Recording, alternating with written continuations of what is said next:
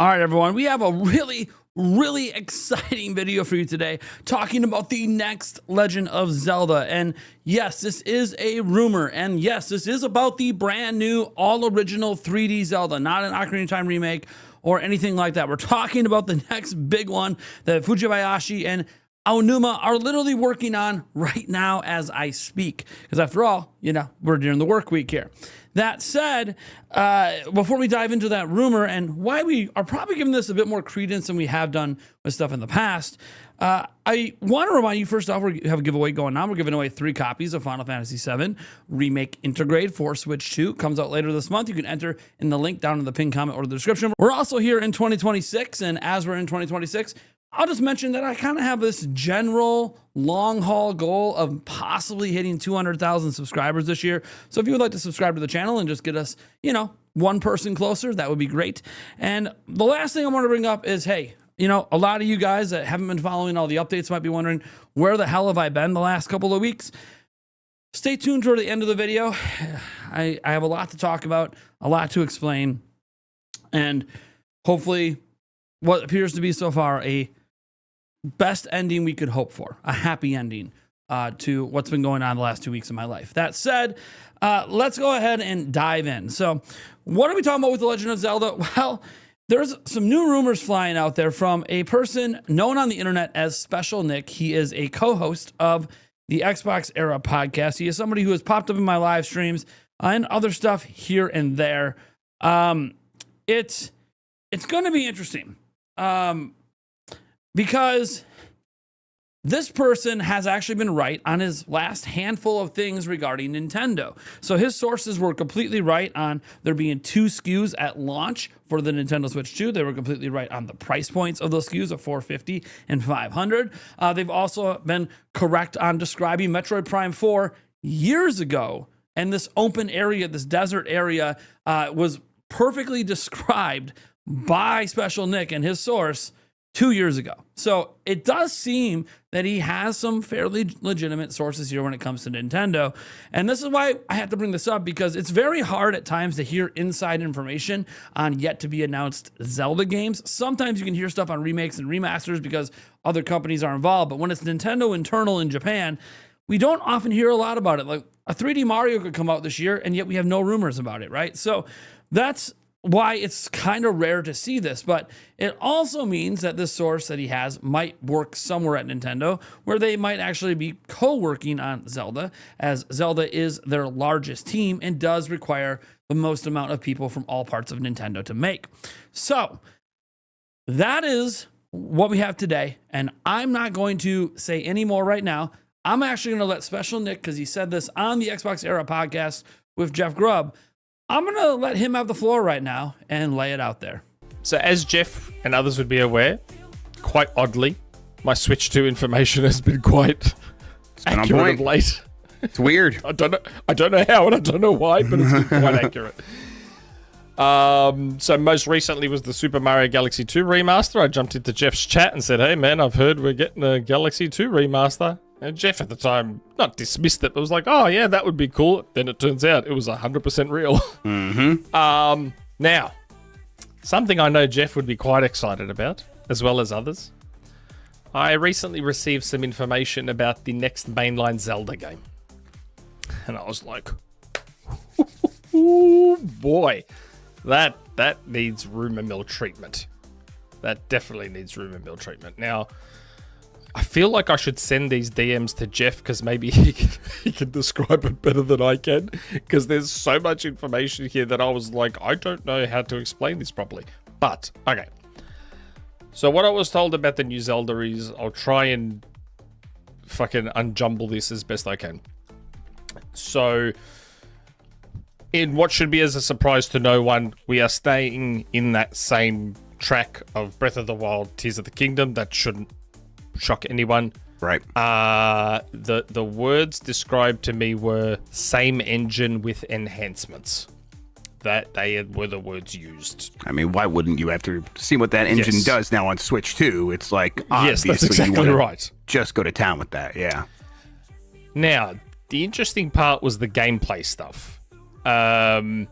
Now, what I was told was, now what did they say? It's not the name, but the way they described it is they described it as, you know how we've got Tears of the Kingdom? They described this as Tears in reality.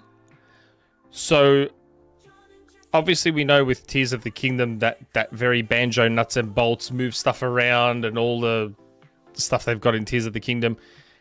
In this new game, a lot of the puzzle solving and stuff is all sort of cross-dimensional in nature, if that makes sense. So he gave me a couple of examples of how this would probably be executed. He was like, you move objects and do things in and out of other dimensions. And he said an example is a charging bull is chasing you in one dimension and it hits a target to activate something in your dimension to unlock a door or whatever it may be. Okay. So you're doing this cross-dimensional puzzle solving stuff. Dark World, yeah. I mean that's a kind Zelda of thing, yeah. And then another example he gave me, moving water, liquids across the dimensions to fill containers or to make things float to the surface. Like there's a room with a chain and ball on it. You open a tier in dimensions to fill the room with water, which makes the ball float, and pull on the chain and open a pathway where the chain was held to the ground. But this is all happening across dimensions. Again, that's Sure. why I said I'm struggling to explain how this stuff works properly. What's he saying here? Same world, Tears of the Kingdom, Breath of the Wild. You use your new powers to jump to over dimensions and open tiers in reality to merge puzzle bits from different realms to solve puzzles.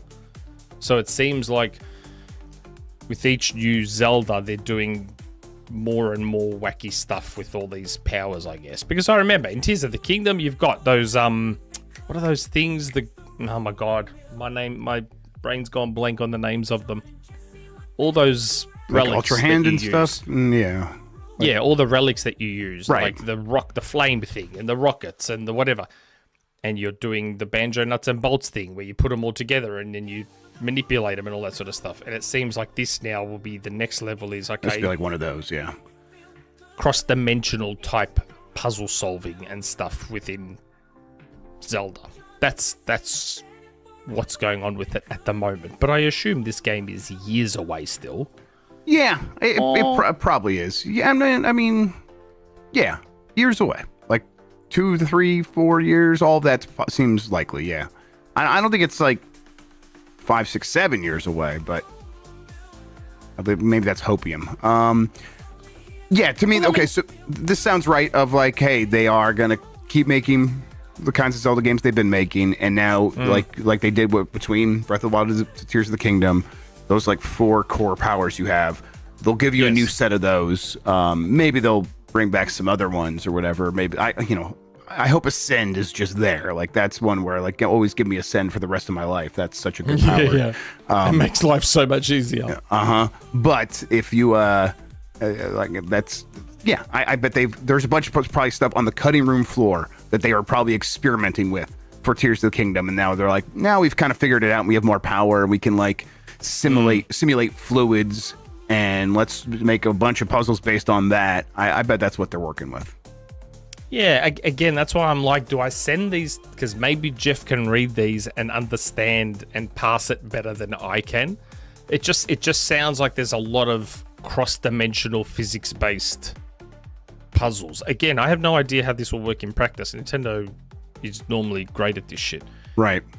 But that's how it's being described to me. Yeah, it sounds like, a very analog way of presenting puzzles of like you get to decide like where these rifts are going to open up, and you can store that liquid in the one dimension and then kind of take the other side of the rift and open it up here and unleash that liquid in this dimension. I could see that being like the source of a lot of really great puzzle design. I'm ready to see. Like, I bet that's like one aspect of what they're doing, but I wouldn't be surprised if that's like the bulk of like a lot of the puzzles that they end up making. Yes. but there's a couple of times where they mention the phrase tears in reality. So I just wonder if that those words will play a role in the title of the game as well. Maybe, yeah. That's, I mean, it's exciting to think about. Like, Tears of the Kingdom still feels pretty fresh, but it's, you know, it is getting a couple years old now. We should be thinking about the next one. I think it's because of the Switch 2 update. Yes, has reinvigorated it. Yeah, I think a lot of people actually did finally really give Tears of the Kingdom an actual go this year because of that, and you see a lot of people I went back. Yeah, I went back after not touching it for after like 2 spending years. $1,000 on it at launch. I spent $1,000 on it. Yep, worth it. Good game. And I went back once the Switch 2 update came out. But yeah, it'll be interesting to see how this looks in actual play. And are they saying tears in reality, or are they saying tears in reality? I take it as tears. Either or. It could be tears in reality. Now, maybe it's a play on words or something like that. Yeah, maybe it is tears in reality. Yeah, because I could even see them doing that as an excuse to have maintain the visual language and look of Breath of the Wild and Tears of the Kingdom, and then maybe in this other reality it's got a different look or something like that they can play around with. Maybe I'm just saying, maybe I'm just a dummy and I'm saying tears because of Tears in the Kingdom. No, I get it. Yeah, I'm still not fully sure, but yeah, he is a dummy. No, you're probably 100% right, and they probably do mean tear, and that's why I fucking hate the English language sometimes. It's not great. They probably do mean tear. All right, well, that's exciting. All right, so one clarification. He keeps saying tears. He keeps saying tears. I reached out to Special Nick for clarification on anything to do with this, and I'm reading my DM from him right now. He's like, well, the source I have was watching the show and DM'd me because, like an idiot, I kept saying tears. It really meant tear. They're spelled completely the same, at least in American English. T-E-A-R is tear and also tear. So he was reading it as tear. He meant tear. All right, so what are some of the things we really learned here? One, the same engine's being used. No, folks, the same engine does not mean the same Hyrule. The same engine does not mean the same art style. I'll give you an example, and this is something that some people today might not be aware of. Wind Waker and Twilight Princess, they couldn't be more fundamentally different from a stylized point, even the way the combat works. Both are using the same engine. So, yeah, the engine has nothing to do with art direction. The engine has nothing to do necessarily with gameplay. So if you're thinking, oh, the gameplay is going to be exactly the same as Breath of the Wild and Tears of the Kingdom, probably not. They just have an engine they really like. I assume one thing they really like about this engine they've been building up is the physics system. So I do expect there to be some physics stuff going on. And as he brought up one of the examples with water physics, and that could be one of those things that now that you have a more powerful hardware, it makes sense to mess around with more water-based puzzles. But the point is that it being the same engine does not mean that this is a Breath of the Wild or Tears of the Kingdom. When they bring up being like those games, if you listen carefully to the words, it's just going to be another open air, open world Zelda game, which we already know that because Aonuma and Fujibayashi told us in interviews back in 2023 that, hey, we're not going away from open air. Like, this is the future of Zelda. This is what we're going to be doing. So, yeah, there's going to be open world. And it's going to be using the same engine, but that doesn't tell you really anything other than they just really like this engine and they don't feel like they need to build a new one. Okay, cool. Now, there's going to be some additions to the engine, of course, as was brought up. What those additions are, we have no idea, but of course there is. These game engines are always evolving, and this engine is literally specifically for Zelda. So, yeah, I'm very curious to see what new additions they do to the engine. Probably some of those new additions have to do with taking proper advantage of DLSS, but anyways, moving on from that part of this, we have to also talk about the actual aspect of the gameplay that we heard about. And that is really about the tears. So these dimensional tears, rifts, we had like the rifts in Echoes of Wisdom. We've had obviously Light World, Dark World, Link to the Past, right? We had Twilight Princess stuff. So we even had like the Sacred Realm be a thing like in Skyward Sword. So we've had like multiple dimensions and multiple realms before. And we have been able to like freely move between them, like a Link Between Worlds. However, it seems like this is like more integrated. Like, is that tear in reality actually a tear in time? Are you going back to an earlier time to bring forward stuff to help you now, or taking stuff now to the past, or vice versa to the future? So there is a lot of thoughts I have there. Is this dimensional thing? Is this going back to the dark world? Is this something else entirely? Is this a brand new thing that's never existed before? I'm really excited by that aspect because it is something we haven't had in Zelda for a while. Nintendo likes to recycle ideas at times within the franchise, which, why wouldn't you? It's The Legend of Zelda. It's your franchise. You can use whatever ideas from the past you want. But obviously doing this in a brand new way with new mechanics and gameplay, solving puzzles, seems to be some water-based ones in particular getting brought up. I like that. I like that a lot. I think that adds just more puzzle dimensions to the game. This is obviously just one aspect of the game, just like there are many aspects to Breath of the Wild and many aspects of Tears of the Kingdom. This is just one core aspect. Like, we don't know if they're going to do like the 4 ability thing again or memories again. I would assume that that's more of a Breath of the Wild and Tears of the Kingdom era, setup. It's going to be different this time around. Something else, a new Hyrule, a new place, new characters, all of that. So yeah, look. We're not going to see this game for a while, okay?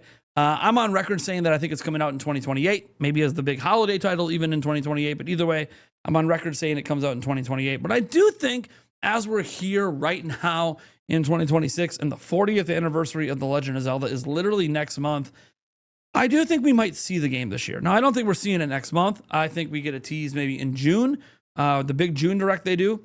I wouldn't be shocked, or even September, I wouldn't be shocked to see a teaser, especially with the Zelda movie coming out. I wouldn't be shocked to see a teaser for this game, but I still don't think this game's coming out till 2028. And I know Nintendo doesn't often tease games years ahead of time, but Zelda is kind of the exception. Remember, we can just go back to the last 2 major ones, like the 2 big, 3D console ones. Breath of the Wild was first shown off in 2014, didn't come out till launch of Switch in 2017. And then obviously, we all know about Tears of the Kingdom. That was shown off in 2019 and didn't come out till 2023. So Zelda is like, and you can go throughout the history of the 3D Zeldas in particular. Nintendo does have this history of teasing things years ahead of time. Majora's Mask being like one of the few exceptions where like that game was made so quickly and released so quickly that, it didn't have like years of teasing. But yeah, I do think that that this is kind of par for the course. Like showing it right now, having it come out in 2028, I think that kind of lines up. I mean, it technically come out in 2027, but we're in 2026. So I kind of feel like this is the year that they would tease it, 40th anniversary tease, and then we obviously see it in a couple of years, see more of it towards the end of next year, and then, the bigger blowout for it right around launch when it's going to be coming out. That's what I think anyways. Now, there could be other stuff for Zelda's 40th. We talked about Ocarina of Time Remake and all this other stuff. We know a Lego set's coming at least. That's Ocarina of Time based. That might lend some credence to an Ocarina of Time aspect here, but again, we're just spitballing and guessing because we don't know until Nintendo tells us. But today's rumor is about the next Legend of Zelda game, and that's what I have to say about all of that. Now, we're going to kind of section this off on its own section. This could have been its own video, and I thought about making it its own video. But I have to return to normalcy. So I needed to make this a news video. I don't like making videos about my personal stuff.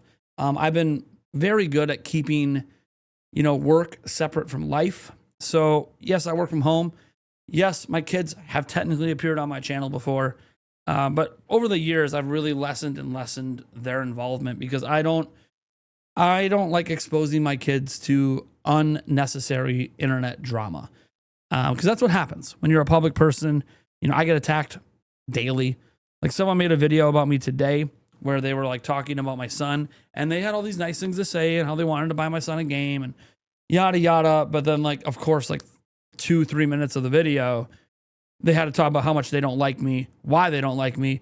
And one of the primary reasons is because I don't review games and didn't buy Kirby Air Riders day one. Like I wish I could make this stuff up, but like I'm not. That's that's the reality that I deal with. That even when people are trying to be nice, sometimes they're talking out both sides of their mouth. And I don't need my kids overly exposed to the world like that. They can come upon this on their own time when they're young adults themselves and sort all that out. And I can help guide them, but they don't need to be exposed to the kind of crap that I get thrown my way every single day. So the last 2 weeks, where have I been? At a hospital. Not for me. We all know, some of you guys know that I do have a surgery I will be having this year, but it wasn't for me. 2 days before Christmas. Well, it actually goes to 2 days before that. So 4 days before Christmas, my son had the flu. We were pretty sure it was the flu. He was throwing up and all this, but he got really, really weak really fast. So we called 911 because we couldn't get him to the car. He's 12 years old. His name is Aiden. We called 911 and they rushed him to the hospital. He was responsive, and basically from all the vomiting and everything, he was just super dehydrated. They confirmed he had, influenza A, which, if you guys don't know, influenza A has been really, really bad this year. It's been one of the worst cases of the flu, like just the symptoms and what it's doing to people. So we knew it was a bad flu, but a flu. And he got, his Tamiflu, and, the Tamiflu would make him feel a little better and all that. We were told that we should be using, body armor as a drink to maybe get some more supplements into him. Okay, whatever. We get him home, and we think, all right, give him some time to rest, give him a day, and things are going to get better. Well, they didn't.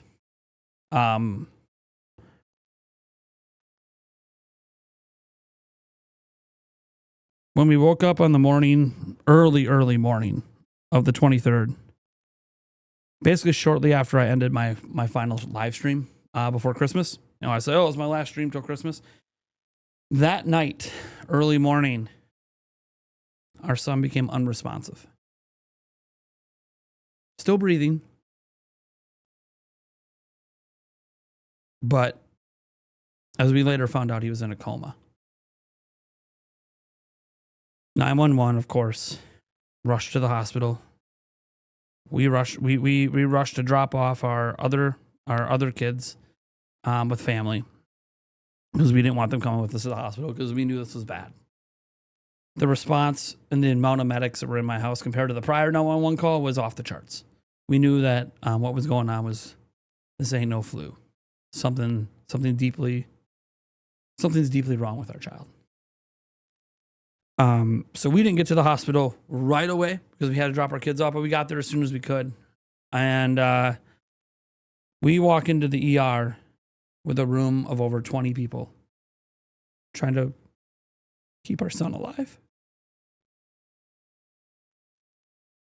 We're getting told he's being flown by helicopter to a certain hospital. I don't want to say what hospital, but if you look up the best pediatric hospital in the world, it was that hospital. So you can easily find it. Not like I'm trying to hide it. I just don't want to draw unnecessary negativity that, again, happens from being a public person towards the medical staff there, because the medical team was incredible. So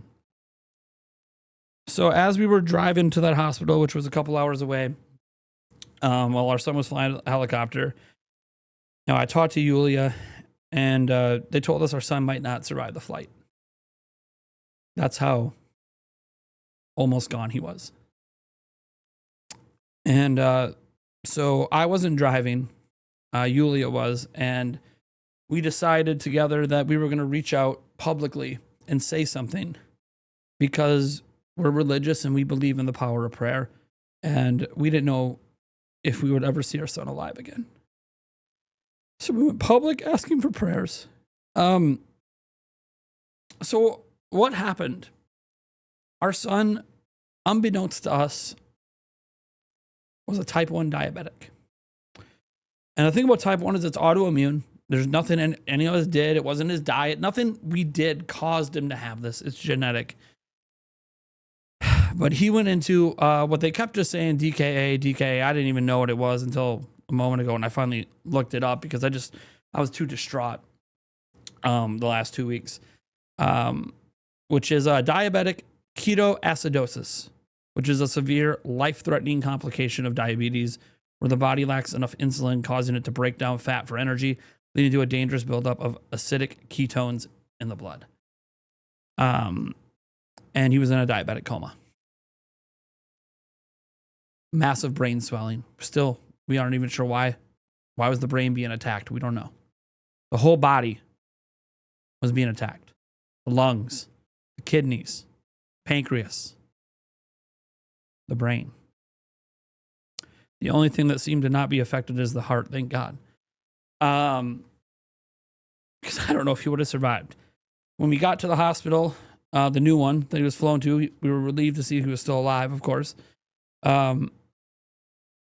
But the doctor, one of them, one of the many that he had, came up to us and he said, I need to be honest with you. I have handled thousands of DKA cases with children. Your son is the worst we've ever had.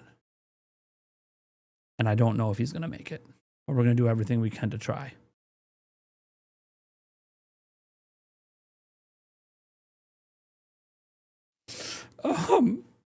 So we didn't know for a solid 3 days if our son was going to live or die. And obviously he's the one suffering. He's the one fighting for his life. So man. But finally, after 3 days, something shifted in some of his labs and some other stuff. And he started to show signs of just a little bit of recovery. Like, he might have turned a corner and might start coming back to it. Obviously, with no idea of the state of his mind or anything. And long story short, my son survived. And he got to come home yesterday.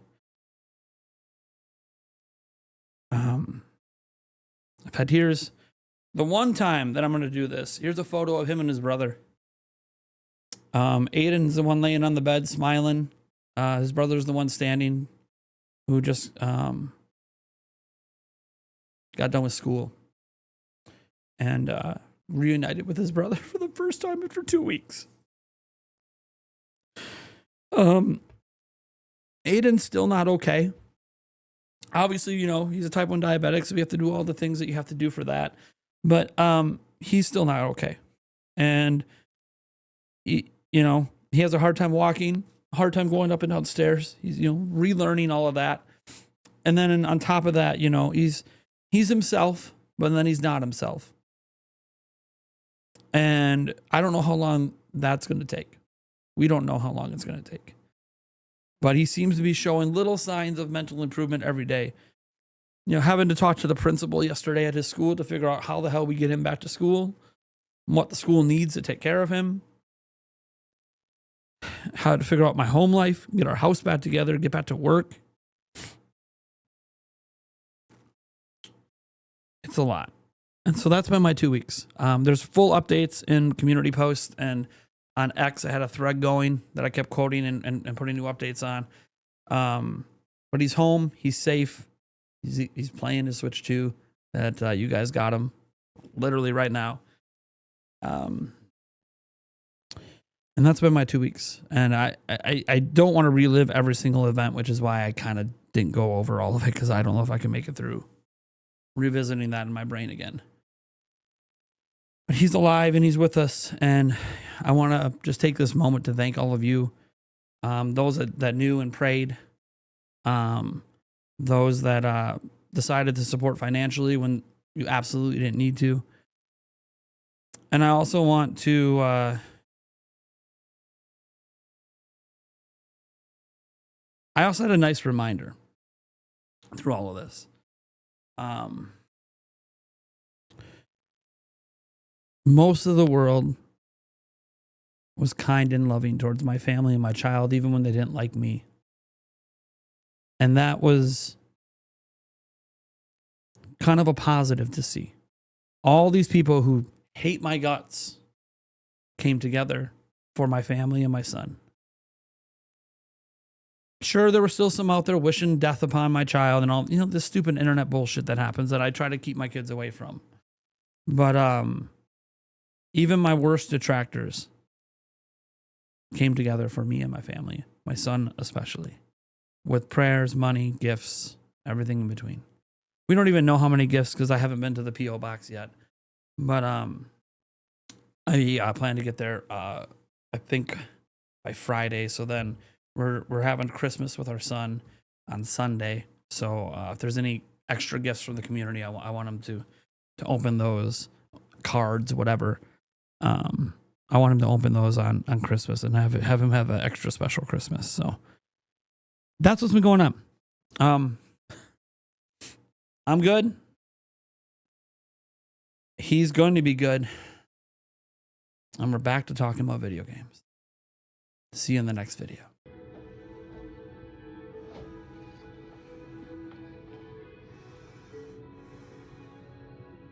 Yeah. It is very heavy. Oh, a Switch 2. It's actually a Switch 2. Yeah, the real Switch This 2, is bud. mine. It's What? actually mine. It's actually yours, yeah. This is a Switch 2. Yeah, you got a Switch 2, Oh buddy. my god, I got a Switch 2. Yeah, you got a Switch 2, Oh my bud. gosh, it is so heavy. Yeah, it's heavy, I know. Oh my Yeah. god, that's a... Yeah, Oh my God, see, it's it's the a Mario Kart one. So you have Mario Kart already with it. Yeah. I want Donkey Kong Bonanza. You want Donkey Kong Bonanza? Yeah, Yes. yeah. Oh, do I have a Switch 2 now? Oh my gosh. Yeah, you do. I'll have to get it What? set up for you. What the? Are you shocked, buddy? Yeah. Yeah, my community bought that for you, bud. Oh, thank you. Community. Wow. This is crazy. Yeah, oh, wait a minute. No, I didn't. Oh my gosh, there's one. What's this? This is a video game. Please be a game. Oh my gosh, it's a game. The Donkey Kong Bonanza? Please tell me it is. Yes, it is. Yes, it is. It is. Let's go. Let's play it. Yeah, let's play it. Yep, let's play it. Yep. No, it's a very good game, Yeah, buddy. can you like, Yeah, I beat the game. yeah, It's very please good. unwrap that. Unwrap that. Yep. Yes. Yes. Okay, yes, it is. Yes. Yes, it is. Yes, it is. Got it? Yes, it is. It's it. Yes, I got it.